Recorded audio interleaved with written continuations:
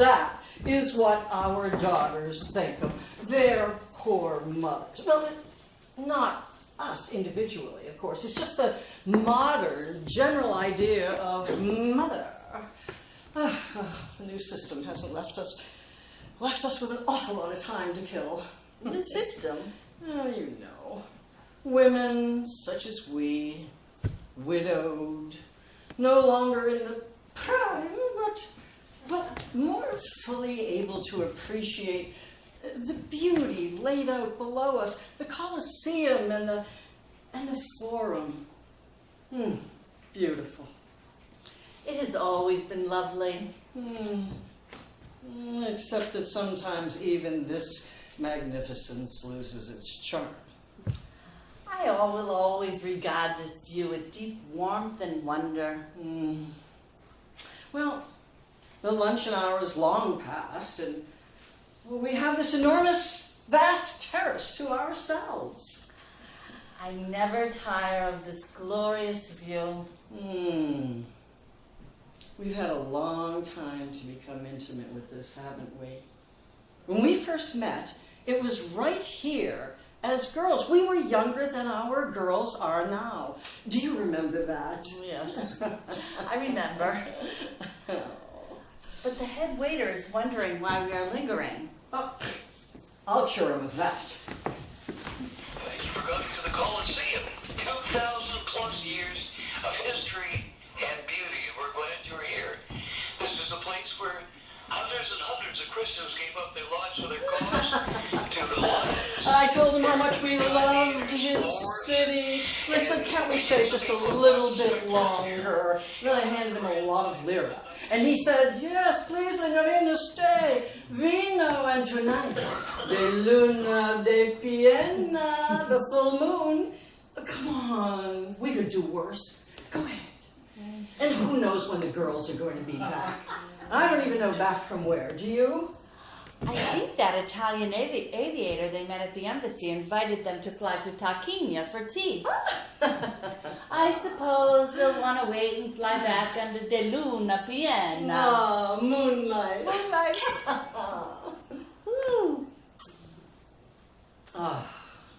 I wonder if our girls are as sentimental as we were.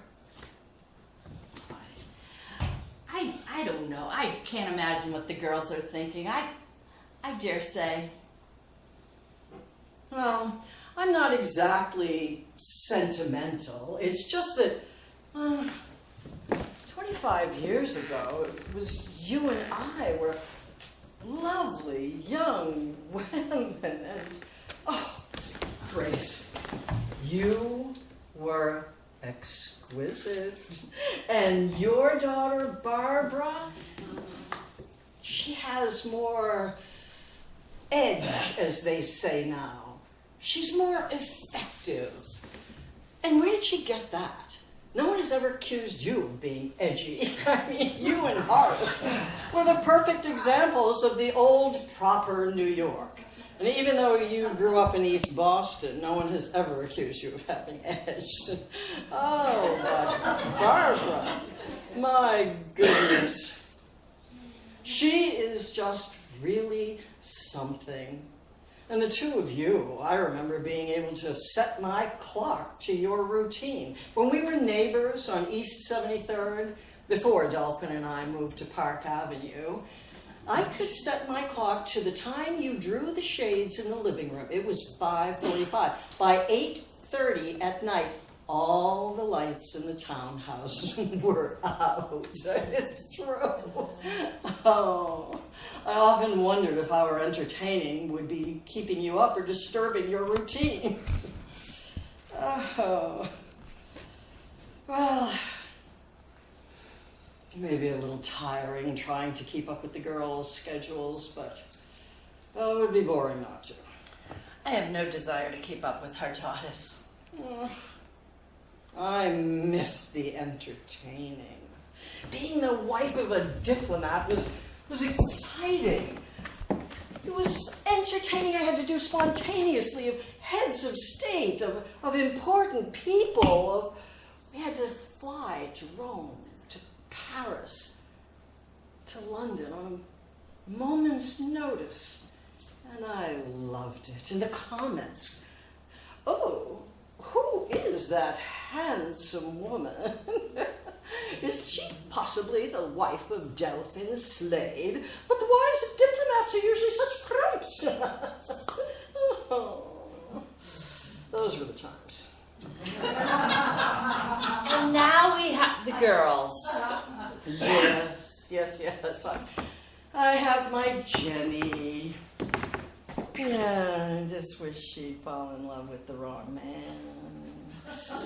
Wish she'd have to be watched or outmaneuvered or rescued even. I'm afraid I don't understand. It'll be your barber who captures the heart of that young aviator. Oh, yes. My Jenny stands no chance next to her. I can just see it happening. Babs falling in love, marrying the aviator. They settle down in Rome. You sell a house in New York and move here to be close to them.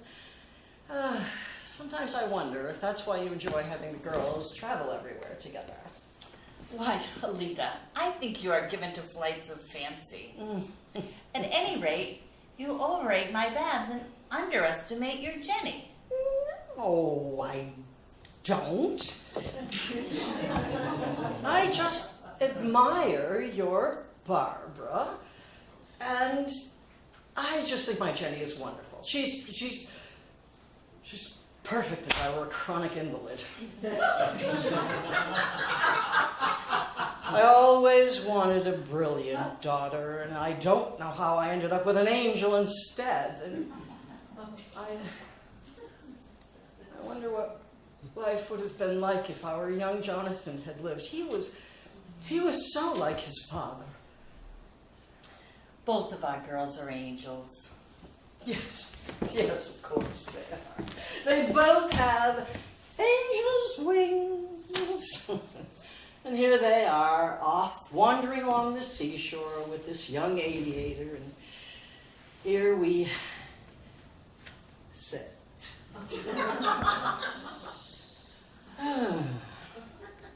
You know, this brings back the past, perhaps a little too acutely. I don't know how you can just sit there so impassively while we have this gorgeous view in front of us. Look at the church, the setting sun. I can't even talk, and I must ease up on the wine, I think. Or is it age? I'm not sure. But look, the sun bouncing off the walls of the church, and the Colosseum is about to be lit by moonlight. This is my favorite time of day, when afternoon and evening hang balanced. I am perfectly settled and comfortable to be exactly where I am. But aren't you afraid? Afraid of what? Of Roman fever or pneumonia. I remember that winter when we were here as girls. You were quite ill, I remember. You had a very delicate throat. Yes, well, we're okay up here. The Colosseum does get very cold at night, suddenly so. But we're fine up here. It makes me remember that story of your great-aunt Harriet. Your dreadfully wicked great-aunt Harriet. Yes, great Aunt Harriet. She sent her younger sister out to the farm in the evening to gather night-blooming flowers. And she wanted to dry them in her album. All of our great aunts collected flowers and dried them in their albums. That sounds sweet, but she really sent her out because they were both in love with the same man.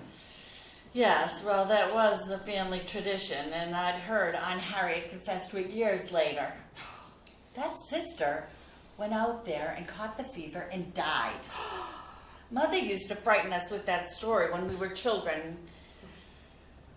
And you frightened me with it when we were here that winter. That was the winter that I first became engaged to Delphin. Really frightened you? I don't believe you are so easily frightened. Not often. But I was then. I was very easily frightened. I was frightened because I was just too happy, and I wonder if you even know what that means. Yes, I do. I think that that's why the story of your great aunt made such an impression on me. I remember thinking, oh, there is no more Roman fever. But the Forum is dreadfully cold at night, especially after a hot day. And the Colosseum is even worse. It's even colder and damper. The Colosseum? Yes, yes. People used to get in there at night after it was locked. Young lovers would find a way to get in, often, when they couldn't meet anyplace else. Do you remember that? I dare say, I don't remember. You know? You don't remember going out one night to some ruin or another and catching a bad chill? That is what supposedly caused your illness, that expedition. That's what your friends said. Did they? It's all so long ago. Yes, yes. It's so long ago. And you got well, so it didn't really matter. But still. You did go out that night to watch the moonrise. You were out late sightseeing that night, weren't you? Well, perhaps I had. Even the most prudent girls aren't always prudent. What makes you think of that now?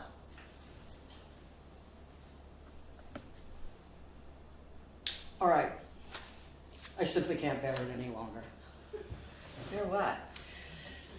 I simply cannot bear your not knowing that I have always known why you went out that night.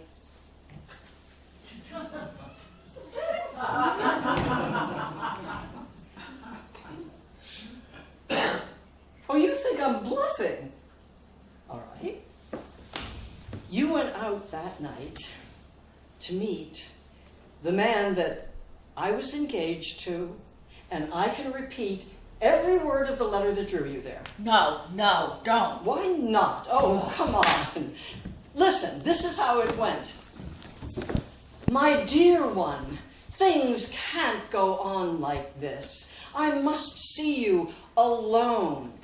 Come to the Colosseum immediately after dark. I will have someone let you in, and no one you need fear will suspect. That's it, isn't it? Maybe you forgot. No, I remember every line. Oh, and the signature, your DS. That is the letter that brought you out that night, isn't it? I don't know how you knew. I burnt that letter at once. Oh, well, of course you did. Because you've always been so prudent. I should have known. And if you burnt that letter right away, you must be wondering how I know what was in it. Well, I know what was in it because I wrote it. You wrote it? Yes, I wrote it. What? I horrify you? I'm not even thinking about you. It was the only letter I ever had from him. Yes, and I wrote it. I was the woman he was engaged to. Did you happen to remember that? I remembered. And yet you went. Yes, I went. Oh, for God's sakes, Gracie, you've got to understand. I hated you. I hated you. And I found out that you were in love with Delphin, and I was afraid of you. Of your quiet ways and your sweetness. I just wanted you out of the way, just for a few weeks, until I could be sure of him. I never meant for you to get sick. And I don't know why I'm telling you this now. Well, you must have just gone on hating me all these years. Maybe. Or maybe I just wanted to get it all off my mind. Look, I'm glad that you burned that letter. I'm sorry. Do you think I'm a monster? It's the only letter I ever had from him, and now you say that he didn't write it? Oh my God! You care for him still. I care for that memory.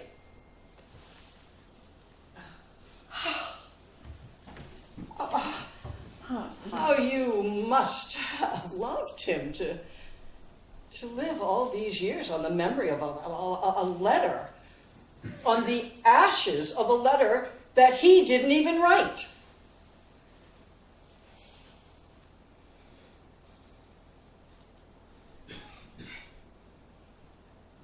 I don't know.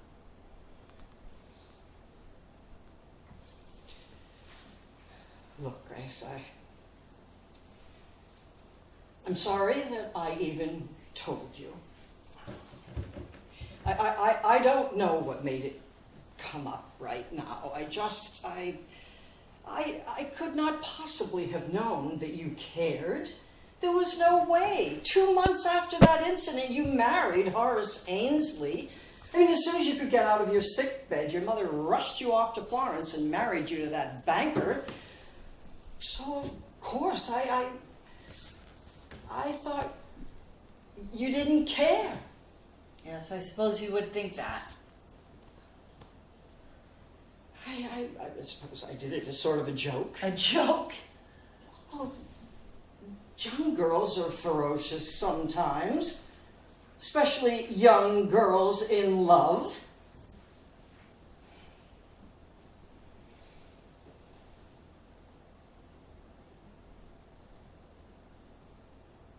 I don't know how you could have written the letter.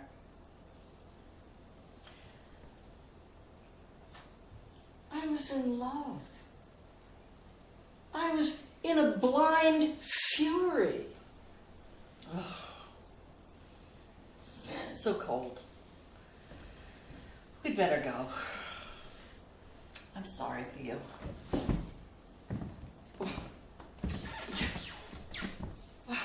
Yes, it is getting rather chilly. I suppose we should go. I don't know why you'd be sorry for me.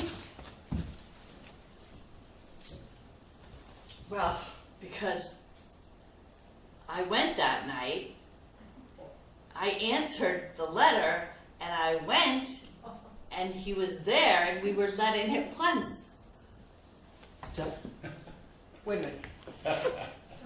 Delphin, what? You're lying. But of course he was there. I answered the letter. He came. We were let in at once. You answered? Oh, God, I never thought of you answering the letter. Well, you wrote the letter. Yeah. I would have thought you'd think of it. I didn't. I was furious. Oh, my God. Wow. It doesn't matter. It doesn't. I kept him. All of your efforts to win him away from me failed. That's all. Yes, that's all. I'm sorry. I'm sorry for you. I don't know why you would be sorry. Well, because I had him for 25 years. Wonderful years. And you had nothing except a letter that he never wrote. I had Barbara.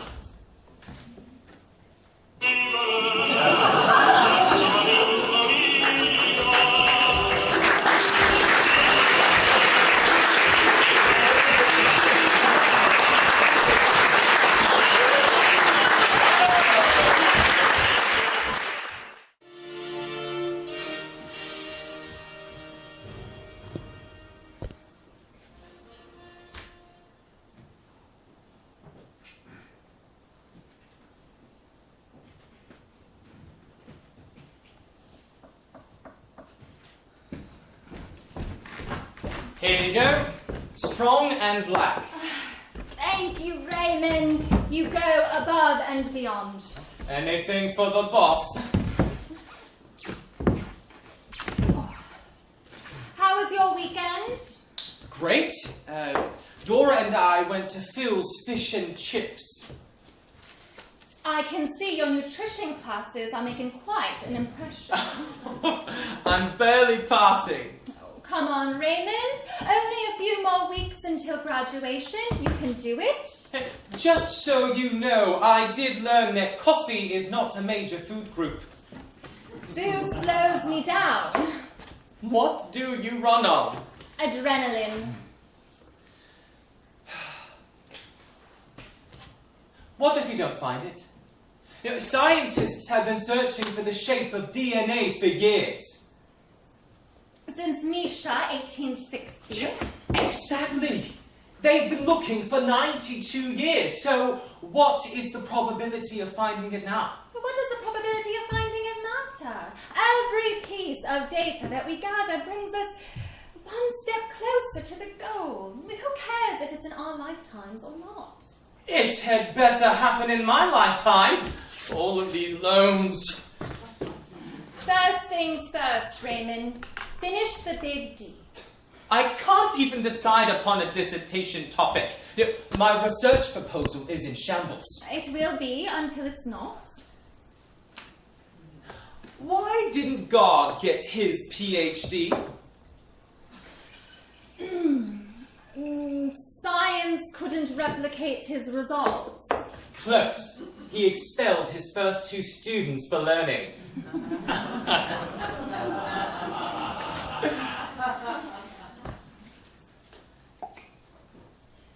You will finish it.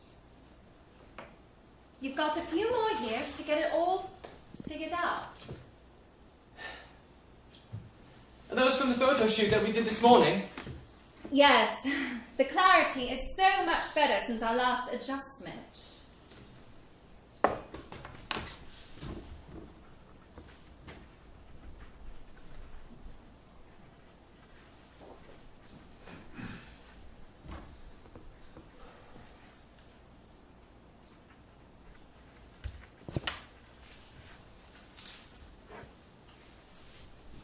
Look at this.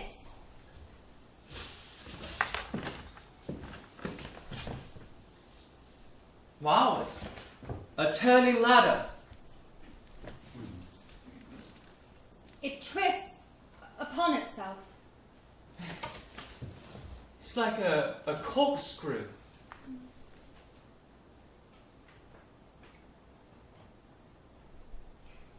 It turns like a spiral staircase.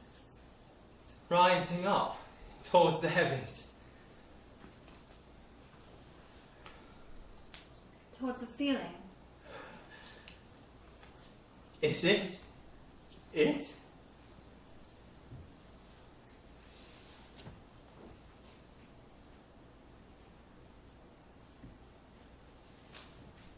I think it is. The shape. My. The shape of DNA. Spiral staircase. Dr. Franklin, this is huge. Now we can begin to understand how DNA transmits information. We did this, Raymond. We'll think of the implications in agriculture, cures. Medicine and genetics. We're doing God's work.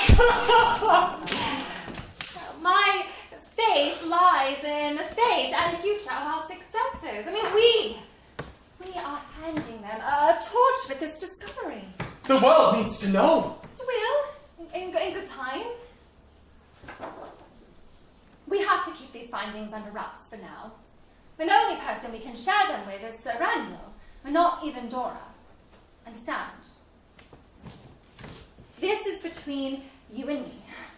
You, me, and Sir Randall. Understand? Perfectly. Meanwhile, photo 51.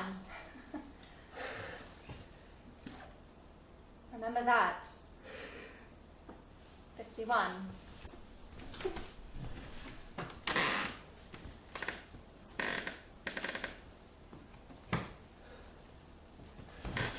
Will Sir Randall promote you to lab director? No, I don't care about a promotion. I just want to be left alone to work in my lab.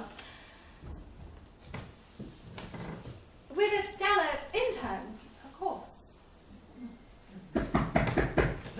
Hey, hello! Watson, Just a minute, I'm finishing something up. I completely forgot. An old associate of mine. I bumped into him at Springer's lecture and I invited him for a tour.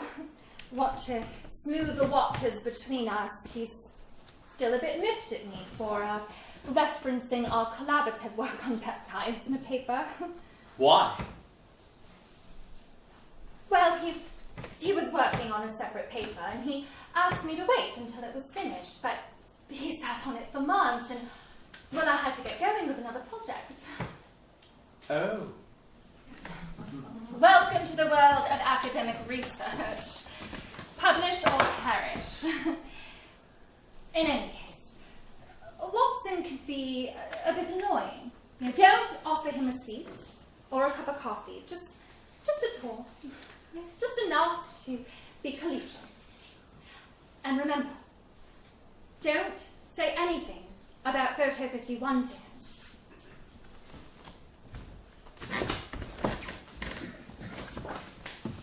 Come in. Hello, Watson. I see you brought an associate. Ah, Rosie, meet my dear friend and colleague, Dr. Francis Crick, physicist. Crick, meet Rosie Franklin, the queen of physical chemistry. Dr. Rosalind Franklin. Dr. Crick, I must say that it is quite ironic that an American introduces me to an Englishman at long last. Your publications on the mathematical theory of X-ray crystallography has really helped to inform my work. Oh, please, just Crick. Now, I do believe that we have another acquaintance in common, Maurice Wilkins. He's working here at King's also. Yes, Wilkins joined our research team last year. A wonderful colleague. It's so good to see you again, Rosalind. And this is, Raymond Gosling, a Columbia University PhD student, and Raymond, meet Dr. James Watson, American biologist. Very nice to meet you, gentlemen. Are you enjoying your stay in London, Watson? oh, enormously. Crick has made me feel quite at home.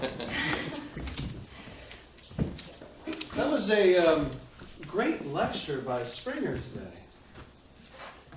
Even though she's a woman, she did an exemplary job. Oh, crystallography is new to me, so it all sounded good. How is your research going? Oh, I'm finally publishing a follow-up manuscript to some peptides of lysine. Congratulations. The article was delayed because a colleague prematurely published some of our collaborative data. You were sitting on that data forever. If we waited any longer to publish, it would have been too old. I did you a favor. And placed yourself as first author. I did all the writing and credited you as second author, even though you didn't do a thing to help with the manuscript. So, how is your work going? Yes, Rosie, I hear you're taking photos of DNA using a combination of crystallography and X-ray techniques. Yes, Raymond and I have been working on this together for months now. Ah, yes, a worthy endeavor. Find anything good? We're just plodding along, taking lots and lots of photos. Well, can we take a look?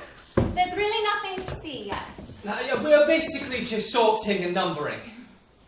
Well, whenever you have anything exciting to share, we'll all be waiting with bated breath. Yes, Especially since I hear that you and Crick are on your own journey to discovering the shape of DNA. Well, who isn't? Discovering the shape of DNA could be one of the most important scientific discoveries of all time. As humanists, Watson and I, we plan to take the higher road and share any information that we have with the greater good for all of humanity. How kind. For a dollhouse? That's my DNA model. Oh, yes, of course. 2 strands of phosphate and nitrogenous bases. Actually, the strands are made of phosphate and sugar. The nitrogenous bases are the rungs of the ladder. Of course. We knew that, didn't we, Crick? Yes, we did. As you know, that Watson is brilliant at the larger picture, not so much with the small details. But the important detail is the shape. What shape does the ladder make? Yes, and that is the million-dollar question. The one, like I said, will benefit all of humanity. There'll be lots of celebrating in the scientific community when that is discovered. Speaking of celebrating, are you still making hooch? Your boss is quite the party girl. I make a 100% grain alcohol that is a safe, non-toxic solvent that I use in biochemical experiments that is not meant for imbibing. And with a little orange juice, it makes a great screwdriver. She made a tub full of the stuff back in the day. Well, speaking of parties, it looks like you've had a little celebration here yourself. It's Raymond's birthday. Oh, well, happy birthday. Thank you. Bring out the hooch, we'll make a toast. Oh, yes, indeed. It does seem like to be a reason for toasting. Why don't you take Raymond out to lunch at the gentleman's dining hall to help him celebrate his early birthday? Oh, that's very nice, but it would be an honor, kind sirs. Well, certainly, you gentlemen have much wisdom to share with an up-and-coming young scientist. Truly, an honor. Where did you study? University College London, class of 51. Ha! I named 1951. 19. The year is actually insignificant. Forget about it. I have admired your work for years. Really? Which paper in particular? The one on X-rays. Oh, but there have been numerous. Which one in particular? The analysis of,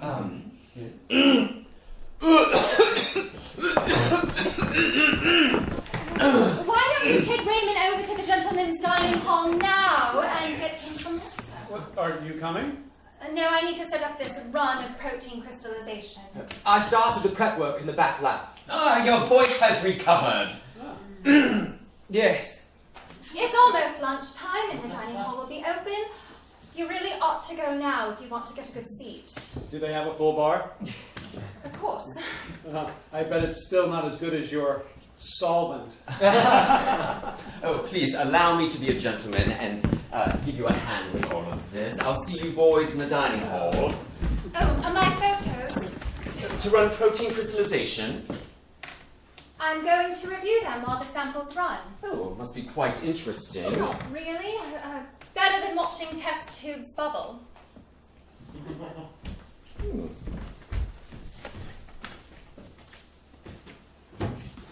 Does she always work through lunch? Most of the time. Can you imagine? Oh, anyway, the dining hall is for male scientists only. Really? Yes, women scientists at King's College eat their lunch sitting in the corridor. Rosie sits in the corridor? No. Dr. Franklin usually sits at the lab bench with a cup of coffee for lunch. Drop the formalities. Sir? Between us gentlemen, Rosie is just fine. Dr. Franklin is better. Why don't we head over to the dining hall for some libations, huh? It's unfortunate that we are missing a key member. The gentleman's dining hall will serve its purpose. And when do female scientists get to catch up with research plans? Good question. Yeah, maybe we can take Rosie out for a few after work, huh? You and Dr. Franklin have collaborated in the past. Yeah, sure. Physical chemistry. She's a brilliant woman. Oh, those legs sure made collaboration more interesting. Yes, and her other features are quite intriguing. That's not Oh, very... when she slips off that white lab coat, watch out. Ooh. Hey, you know, she lived in France after she got her doctorate, you know. Did you ever... So I feel the need for some decent fresh air. I'm sure you gentlemen can find your way to the dining hall. Well, what about your birthday drink? Good day, gentlemen.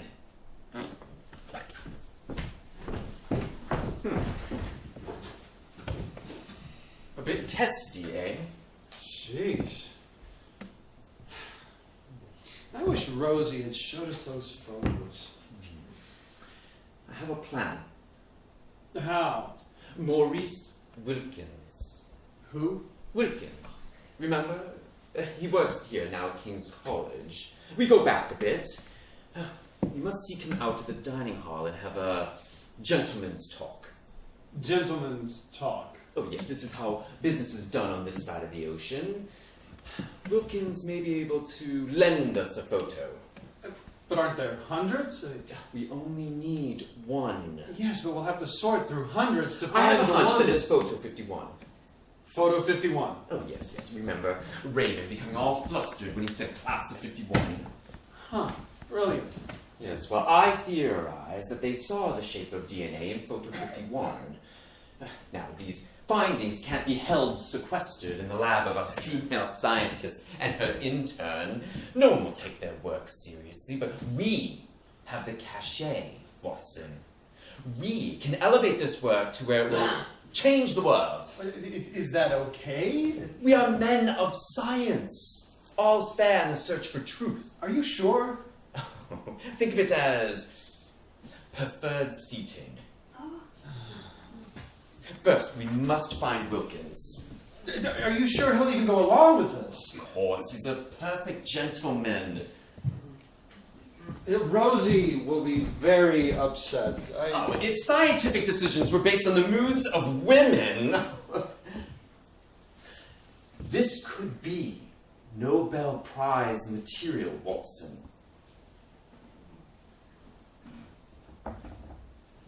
You're right. It's for the best.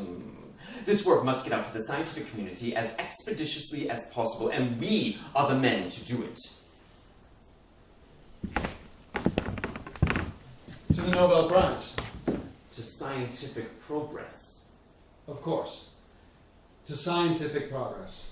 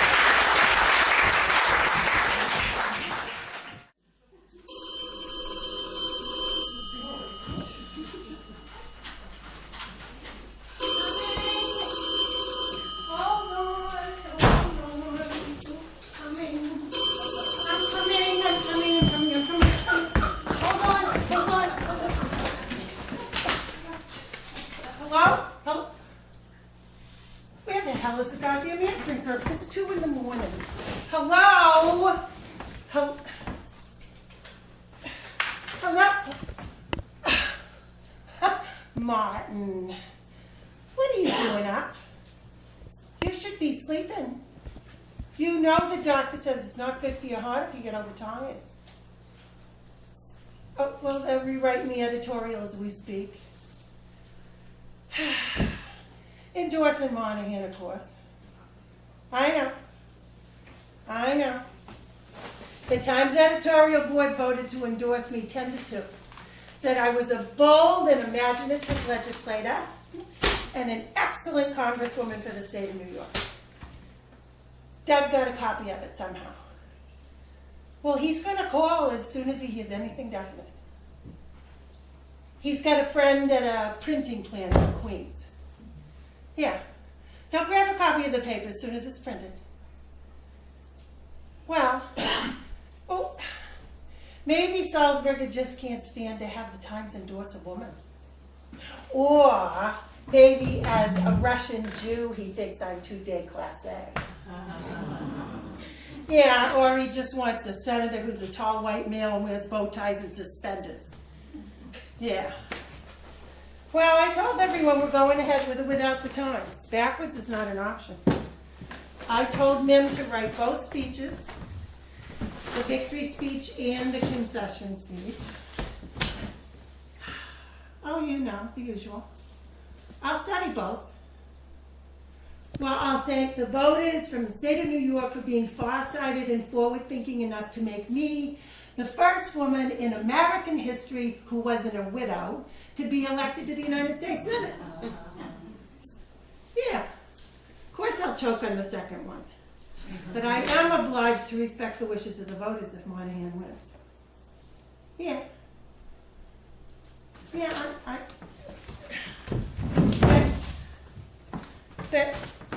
I know, but, well,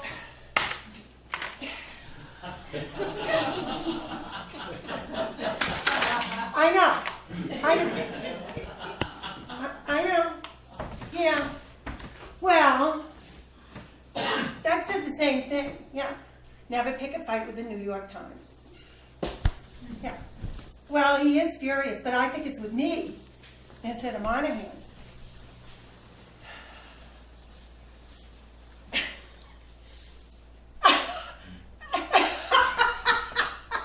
Yes, it is entirely possible that Moynihan won't endorse me because he thinks I'm too fat.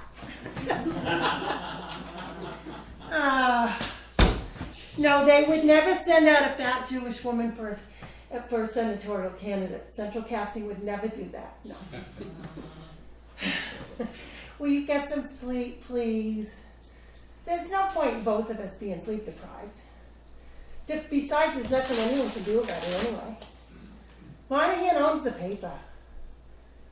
Well, maybe he'll change his mind. Yeah. Oh, okay. As if. You know, Martin is the only person who can make me laugh. When I first got into Congress, everyone was so surprised that I had this great supportive husband and a great marriage and a great family. You know, we even have trophies for ballroom dancing. We were such good dancers. I guess they expected me to be like Carrie Nation with the axe.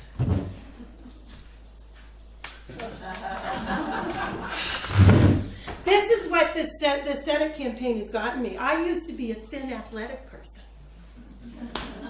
I have never worked so hard in my entire life as I have on the Senate campaign, and I can't lose any weight. The diets that I have been on, oh. First, there was Dr. Blakely Donaldson, and he believed that primitive humans existed on wild berries and buffalo meat.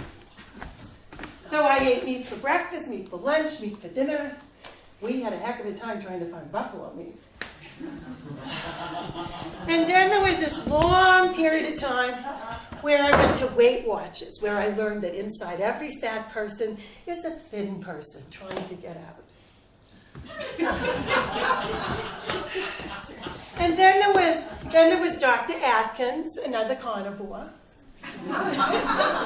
Didn't his girlfriend shoot him? Could have been the diet that put her over the edge.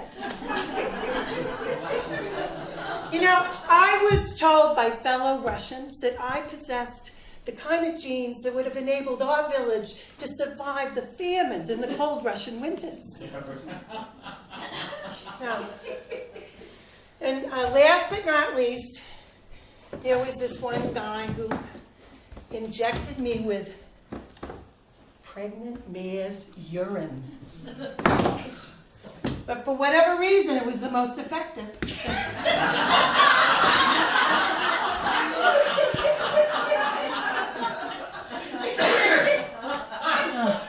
But the truth of the matter is, I just didn't get enough exercise, I worked too hard, and I kept snacking on junk food to keep my energy level up. I mean, I was fighting against the war in Vietnam. I was putting together coalitions to get more women into politics. I was trying to change credit laws for women. I was organizing the state-to-state strategy to ratify the Equal Rights Amendment. You know, there are only 12 women in Congress and 423 men. I needed to be 10 people, making arguments for civil rights and gay rights, and then defending the Freedom of Information Act so that everybody could get copies of their FBI and their CIA files.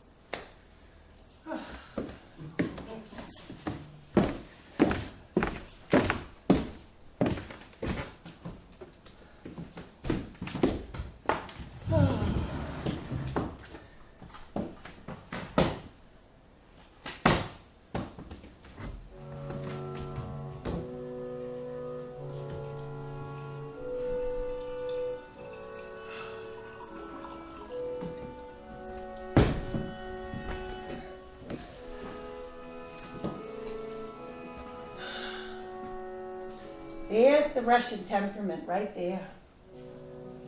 That feeling that doom is on its way.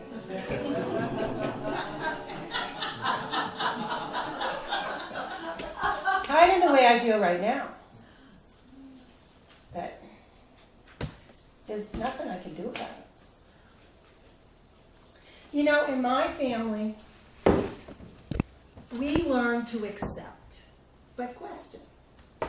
I was brought up in the Bronx in a Russian Jewish Orthodox family, first generation. My grandfather Wolf and my uncle Julius lived with us, and everyone immigrated from the Ukraine, and we all spoke Yiddish at home. My father, Emanuel Savitsky, he immigrated here in 1905 from Kiev, just before he was about to be picked up by the police to serve in the Russian-Japanese War. And he opened a butcher shop down on 9th Ave, called it the Live and Let Live Meat Market. It wasn't exactly good for business, but it expressed his passive skills. Now, I remember back in the 30s, listening to Father Coughlin on the radio, and he was talking about Jews. Good Jews, bad Jews, satanic Jews. And I asked my parents, I said, am I a Jew? And if so, am I a good Jew or a bad Jew? I think I was 9 at the time.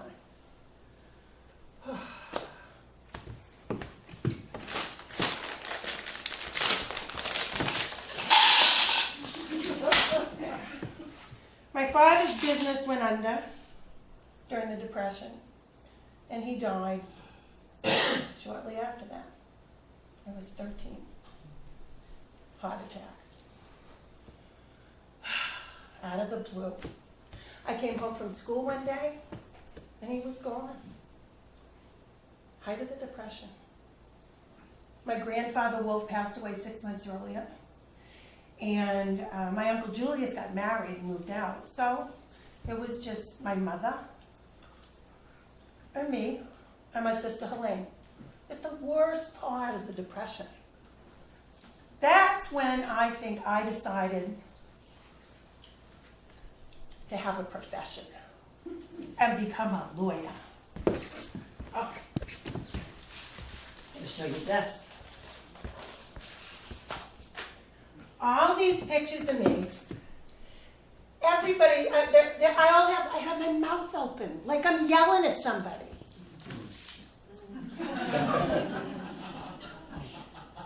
That's not the way I operated in Congress. You can ask anybody. I think the press just likes this caricature. No, I was always very well organized. I learned rules and procedures. I understood that issues are not always passed because of substance, but due to procedural votes. I mean, why else would my colleagues have voted me third most effective member in Congress? Tip O'Neill even made me one of his whips. He was disappointed when I told him I was giving up my seat to run for the Senate. He says, well, it's up to you, he said.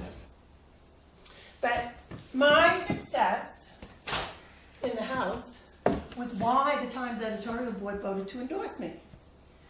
My endorsement is key to my winning. If you're from New York and you're not in the New York Times, you don't exist. I told you that back in 1970 when you first ran. I told you if the Times didn't cover you, no one else would take you seriously. You and the women's movement were a story then, but things have changed. Just remember, I begged you not to run for the Senate. Begged you, do not give up your House seat. But no, you couldn't wait. You couldn't listen. You had the LBJ syndrome. What the hell is the Lyndon Johnson syndrome? Impatience for power. LBJ said the difference between the Senate and the House was the difference between chicken salad and chicken shit. There is nothing wrong with ambition. I have good reasons for wanting to be in the Senate. I'm a national figure. The women's movement is one of the most important movements for social change in American history. It's at its height, and how do you sustain change if you can't write new laws? The women's movement is on its way down. The moral majority, the Catholics, the Mormons, they're all organizing. They hate the Equal Rights Amendment. They loathe abortion rights. They say it upsets the biblical order. Have you listened to Jerry Falwell lately? The moral majority wants to reverse everything you stand for. And I'll bet if Jimmy Carter wins at the top of the ticket, he'll bring all 16 million of those Southern Baptists into politics with him. The moral majority is neither moral nor a majority. It's right-wing Christian evangelism. It's racist, sexist, homophobic, and militaristic. Look, you're the one who got their attention by introducing that civil rights bill for the gays in the House. They hate that. That's because they don't understand the Bill of Rights. Don't you think the Bill of Rights is just as important as the Bible? I do. I want you to defend the Bill of Rights in the House. Why? Because the West Side seat is an annuity. You could be elected there forever. You'll stay in the House for years and put all that seniority in the bank. You could even become chair of a committee, and maybe you could even become speaker one day with your ability to charm people. And your skills in putting coalitions together are skills many people don't realize you have. I can use them in the Senate. You keep saying that women will change the nature of power. You and Betty Friedan and the Women's Strike for Peace and those women at Ms. Magazine. It's a fantasy. Power is power. Until now, you've all been given a free ride because right wing was disorganized. But believe me, they are organized now. Doug, don't paint me as another self-immolating leftist who can't stand the tedium of actually governing, of holding power. I have been extremely effective in the House. I can be more effective in the Senate. But not if you lose. It's a big reach. The choice, of course, is yours. You've got to stop smoking those cigars. They're bad for your health. Ugh. I want a voice in foreign affairs. What can you do in the Senate that you can't do in the House? I want to be able to ask why we have over 600 military bases in 36 foreign countries. I want to be able to ask why 55 cents of every tax dollar goes to military spending. You can't do that in the House. Congressmen aren't interested in foreign affairs. Not one standing committee held a hearing on the Vietnam War. They said it was an executive war. The Senate is where foreign affairs are taken seriously. That's where the hearings were held. Right. That's why the people in the White House don't want you in the Senate. They don't want those questions asked. Why would they want you to have that platform? Don't kid yourself. Look, the members of the Senate are mostly all millionaires. Well, I can get along with millionaires. Senators represent the owners of America, the richest people in their states. It's like the House of Lords. And who is more lordly than our own Nelson Rockefeller? Who's President Ford's vice president? Nelson Rockefeller. Who is Rockefeller close to? Moynihan. Well, spell this out for me then. What can he do to help him? He just has. He had someone go to Arthur Sulzberger with enough negative information to get Sulzberger to overturn his own editorial board. Sulzberger hasn't done that in 16 years. What kind of negative information? Like Mississippi.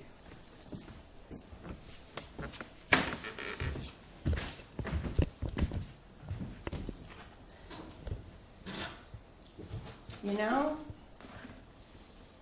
I didn't take Doug seriously when he tried to warn me about the negatives of this campaign, which he has done an excellent job of running. But I'm taking him seriously now. Sulzberger rewrote his editorial endorsing Moynihan. Is it possible that I have just completely misjudged? I mean, these files, I have these files because the director of the CIA gave them to me to write the Freedom of Information Act amendments.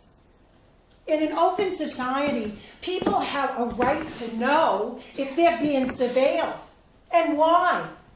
Freedom of speech, freedom of assembly. You ever hear of COINTELPRO or the Houston Plan? The Nixon White House could not believe that opposition to the Vietnam War wasn't being financed by foreign power. Unfortunately, my FBI file started back in the 1940s when we were trying to get the French back into Indochina to prop up a colonial government. But here, there's something right here. This is one of my FBI files right here.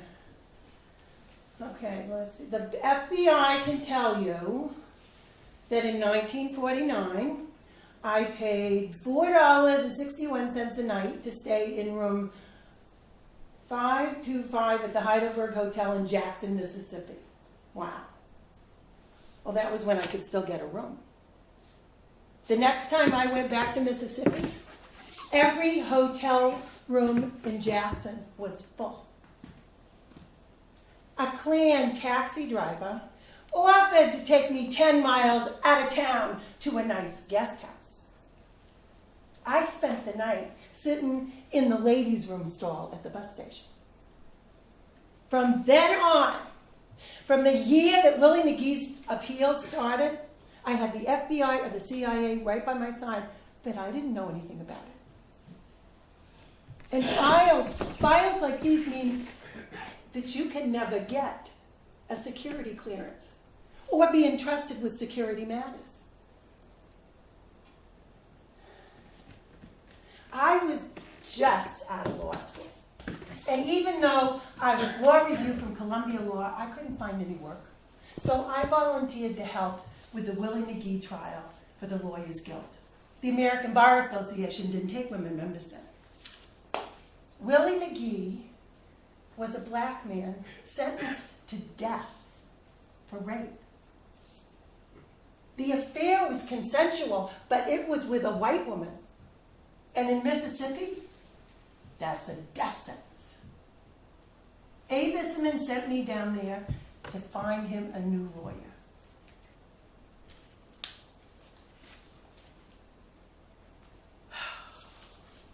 I thought I was a patriot. They thought I was a threat to the Republic. Neither the CIA or the FBI had any women members then either. So they used inexperienced informants or female relatives who reported to male field agents who knew even less. Ugh, you've never seen such a fuck up. Can't believe they called that intelligence. But there's something else here that I want to read to you. This is one of my first press notices. This is from 1951. This was a front page editorial in the Jackson, Mississippi Daily News. If Mrs. Abzug ever again appears in Mississippi, either as a lawyer or as an individual, it will be one time too often. Too bad the courts don't have authority to send some lawyers to the electric chair along with their clients. I was going to frame it and hang it in my congressional office, but then I thought I might give some people some ideas. You know, when I got to Congress in 1971, I was a fresh face to most of the country, but the Southerners knew me because of the McGee trial. Southerners ran the House. They still do.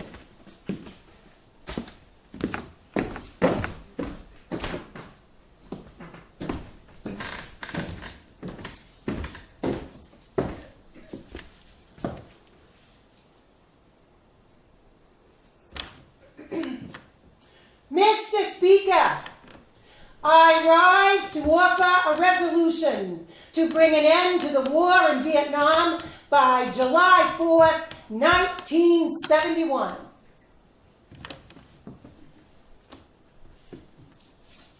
My first day in Congress. I made a resolution to bring an end to the war in Vietnam. Shocking. But shocking violation of congressional protocol. Apparently, new members are supposed to remain mute for at least a year. When I stepped down off of the podium, there was this guy waiting for me over by the cloakroom door.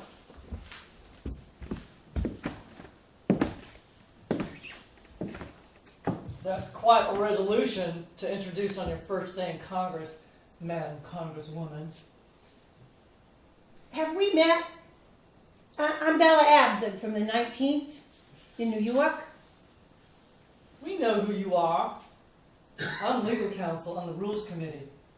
Your reputation precedes you, Madam Congresswoman. You must be from Mississippi. Jamie Whitten's office, right? We were real interested when we learned that the Jewish woman who defended Willie McGee was coming to Congress. Defending a known rapist certainly adds to your reputation. Which reputation is that? That of a lawyer who tried to prevent a black man from being executed for an affair that was long-standing and consensual? In a state that has never executed a white man for rape? In a legal system that couldn't seem to find one single black man to serve on the jury? Your FBI file is real interesting and very thick. We've been reading through your file. Why is an outsider, a Jew, a woman from New York, and a communist sit down here to defend a nigger like Willie McGee? First of all, he never committed the crime he was being tried for. And second, I have never been a communist. Well, maybe you're a pink.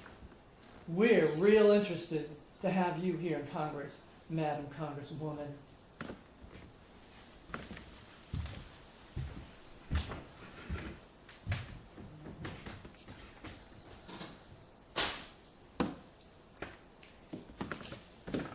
Like Faulkner says, the past, it's never dead. It's not even past. Jamie Whitten, he was in Congress when I was in high school. And he's probably still there, running the Rules Committee and the Appropriations Committee, making all the committee assignments. Truth is, he did intimidate me. When I first got into Congress, I could have sworn the South won the Civil War. The 7 congressmen, they had a death grip on all the rules and all the committees because they had all the seniority. They got elected and they hung on to those seats for decades. It was a system of white oligarchs. And they didn't like women with a voice. And one thing I have is a voice. And believe you me, I got something to say.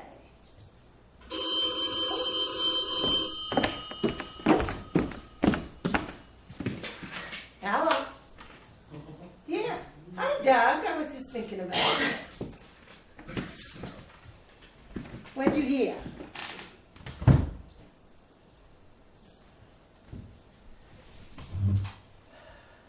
Okay.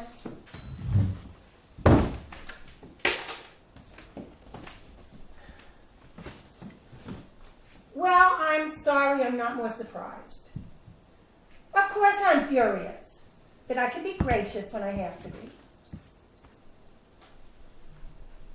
I'll put out a statement tomorrow. Yes, it has been a very long day. I'll make the campaign starts today. Tomorrow, today. Oh. Yeah. Thank you. All right, bye.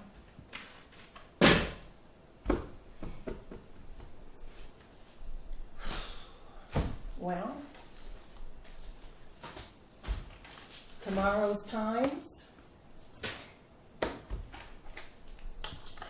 is endorsing Monahan. Salzburger got the board to reverse their opinion. So I guess that's it for me. And some reporter is going to call, and they're going to ask what I might have done that would have caused Arthur Salzburger to rescind his support of me. And I will say, if anything, I should have done more of it.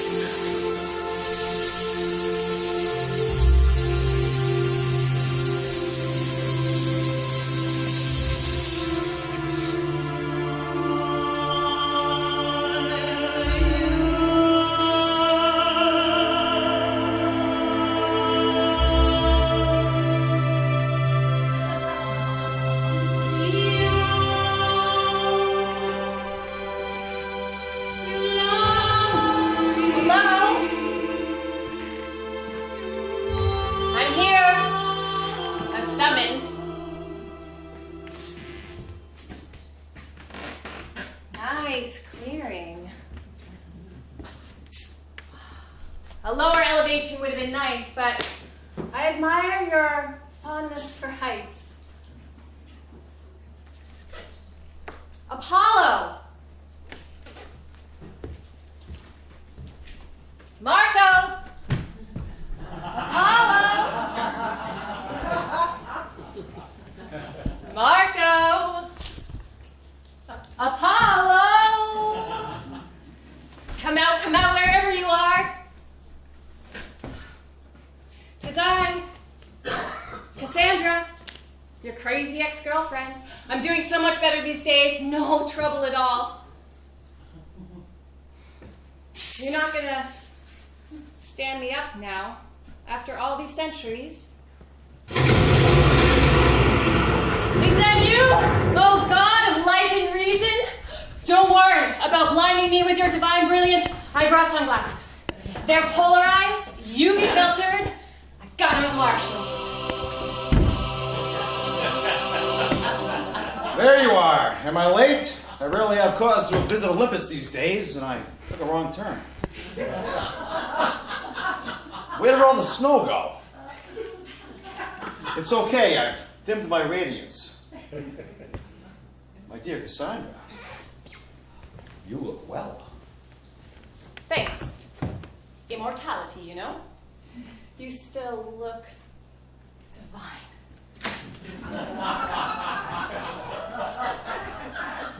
Pleasantries aside, this is a business meeting. I've learned that after all these years, you're meddling in the affairs of men, mixing it up with mortals. What madness is this? You really want to get right to it? My madness is a gift from, oh yeah, you. But I've been working on it. I realized I needed help. Olympus was never great at empathy, so I opened it up to all humankind. Is that a problem? I gave you a touch of divinity. The ability to see beyond the present and know all things. And suddenly, after eons, you decide to go public with universal knowledge? What the hell is wrong with you? I'm mad! I tell you, mad! Absolutely out of my head! Maybe it's that little curse you put on my supposed gift. What did you think would happen when people ridiculed my warnings of destruction? When no one believed my prophecies? Of course I was driven mad! Zeus himself took pity at my death, but you, Apollo, never so much as apologized. Is that what this is about? You're still wounded about something that happened lifetimes ago? Did you think sharing sacred knowledge with all of humankind would be a way to get back at me? Oh, for pity's sake, it's not always about you! I found a way to get sane and stop hurting. And frankly, I'm surprised it even came to your attention.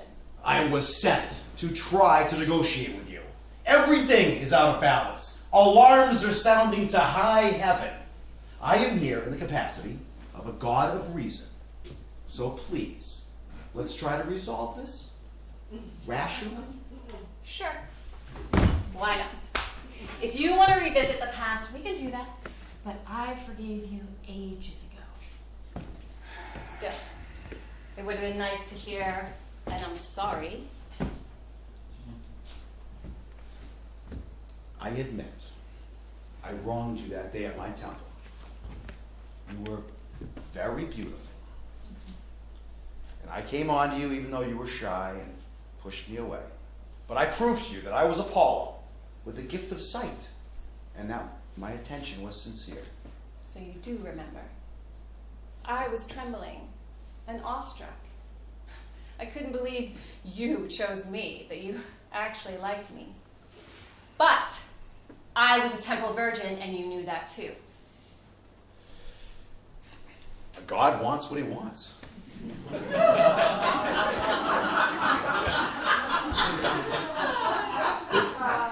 It was early in my divinity. And I was perhaps intemperate. However, I did not force myself upon you. No, but I still lost my innocence, my faith, my belief in you. I would have given you back your stupid gift, but you said it didn't work like that, so you cursed it! And my entire life! I could have no more taken away the curse than I could undo the gift. We are both locked into the history of our mistakes. I can only offer you my deepest apology. But if you have already forgiven me, what in Jove's name are you doing down on Earth with the humans? Oh, so you're still upset. That won't solve anything, believe me. Oh, believe me, get it? That's the magic word. The god seed, if you will. Oh, must have been tough up here when men's beliefs left you high and dry. What did it feel like when you were replaced by Christ, Buddha, science, or whatever, to be believed in no more? Didn't it drive you crazy? The truth has many faces.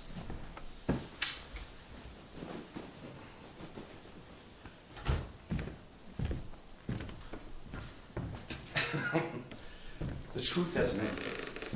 Humanity finds its higher powers. And they think they understand it. All right? Then they find a new mystery, and they flock to that. We accept that. What we don't accept is someone putting the power of divine knowledge on display for entertainment. I think you have this power thing all backwards. Perhaps it's a patriarchy problem. All I did was figure out how to get a grip. To stop with the angst and sorrow and take things like a man. The secret to reversing the curse was so simple. All I had to do was ask, what would Apollo do? Do not mock me, Cassandra! You seem to have lost all the qualities that made you beautiful. The compassion, the sensuality of your feelings have been replaced with some joking trickster. No trick. Just straightforward male logic. All I did was figure out how to get a grip. That my pain wasn't from seeing things to come. It was from caring too much about them. All you gave me was information made worthless because no one believed it. What if that didn't matter to me? So what? I am living in the now, baby, and it is such a revelation. I decided to regive it to humankind. Is that what you think you've done? Oh my God! Oh, goddess, technically. And I got the 9 muses to help. A whole Greek chorus of backup. So much information. An infinite highway of availability everywhere.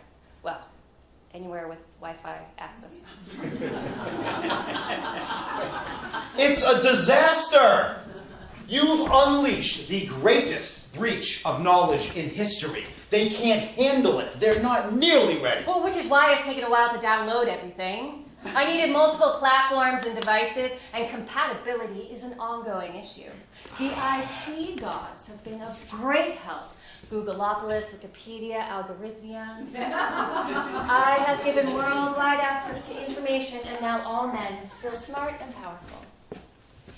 Without learning, without context, it's an information dump. You have spread the worthlessness of your vision across the earth. Oh, who cares that they can't connect the dots? Big deal. But they learn nothing from history. And so what? That they have a world of information and they don't know what to do with it. Where's your sense of humor? Look at Snapchat and YouTube with all those kitten videos.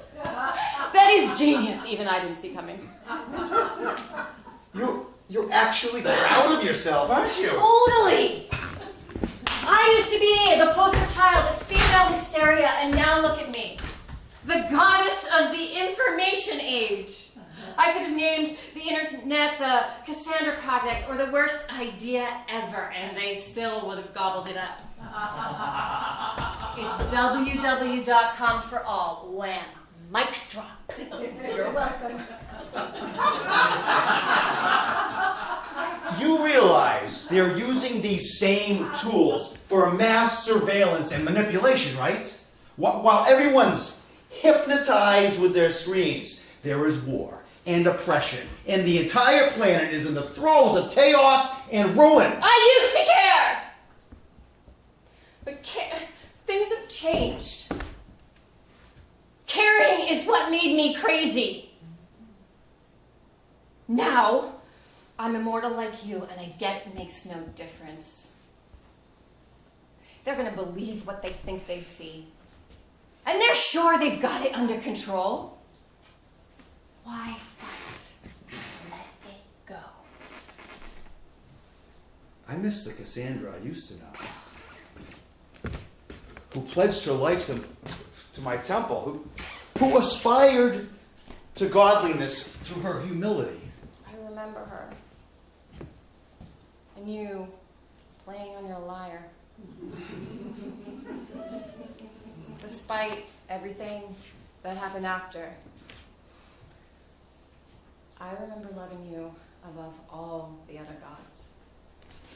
I was an idealist, and you were all about light and music and poetry in reason. The worship of that made me happy to be alive. None of us knew how much of our power depended on worship. It was the ground you walked on that I worshipped, the nature of what you represented. And you gods always turn it into a power trip. It's no surprise that the humans behave just as badly. Come on, big guy! We wouldn't be here now if you could have handled a little rejection. The whole of Mount Olympus was rejected for larger ideas of godliness. I never meant to hurt you. I wanted to teach you a lesson at the time. I wanted to show you... Well, we both could have seen it coming if we had looked.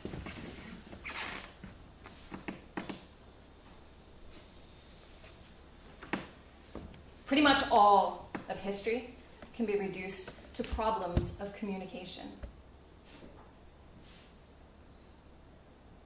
And while we're both here, I'd like to clear up one more thing.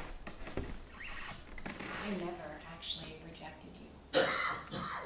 Vow of chastity or not, I was thrilled by your attention. And I certainly wasn't immune to your power of attraction. It's just that I believe... Keep tripping on that word. I believed that getting together with you would mean something special. I thought that's why you gave me the gift of sight, so that we could share it and talk about it. You know? Really? What do you mean, talk about it?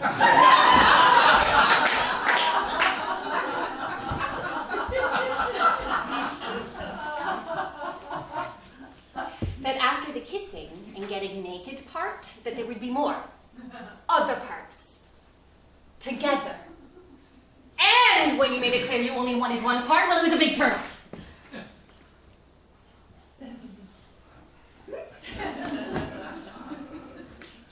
I see that now. But you need to understand what it was like from my side. Every time I visited Earth, everyone wanted a piece of me. First, it was all glory and praise with the temples and the offerings. But that all changed when they didn't get what they expected. It wasn't me they wanted, but a selfie with a celebrity. Celebrity is what made some gods lose sight of their divinity. Maybe I was a lowly fangirl, but I truly loved you.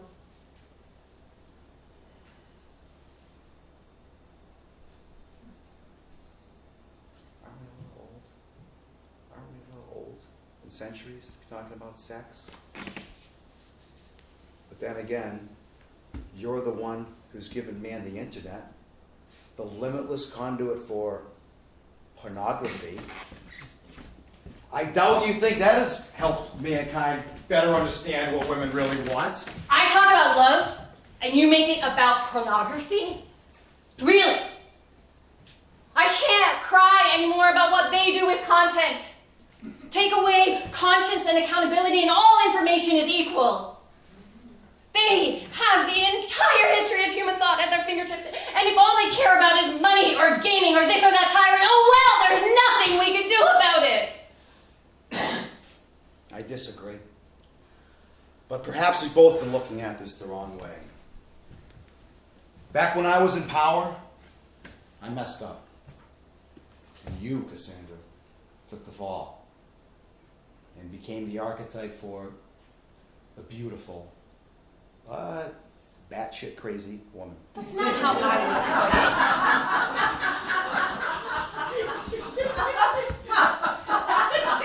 it. Well, But you're right. Essentially. that's what humans do. They lock onto one viewpoint without seeing the big picture. The gods have to be like parents of young children, allowing them to learn from their mistakes and appreciating complexity and compassion as they come of age. Nice thought. But the first thing they reject when they come of age is your authority over them, just like they do with any father figure.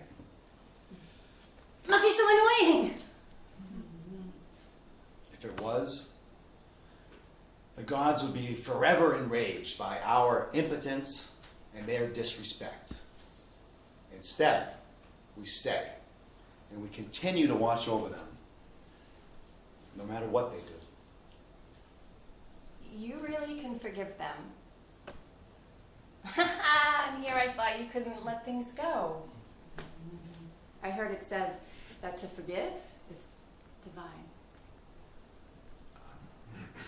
Can you forgive me? I already told you I did. You're still a little dense about some things. How come you're not more impressed that I'm not all weepy and hysterical anymore? Forgive me for pointing out the flaw in your logic. While you may have altered the curse, we are still out of balance. Nonsense. You're the archetypal male, all linear and light. And I was the wounded female, all emotion and darkness.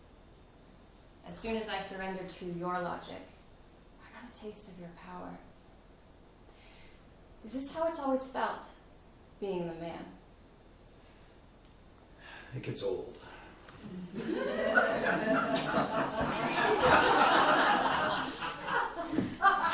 And lonely. All forms of control are a balance of illusions. It's the duality that makes it interesting. Mysterious. Look at us. I'm still beguiled. I still can't make sense of you. What is it you don't see in me?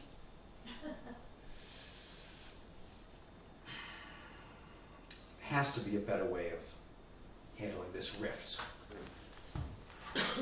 I want to understand the divine in your femininity, the man of my humanity. If we could find the relationship Between hearts and minds. Explore them together in a relationship. well, I'm ready to talk about it. Starting to get a good feeling about this. I climbed across the mountain tops, swam across the ocean, across the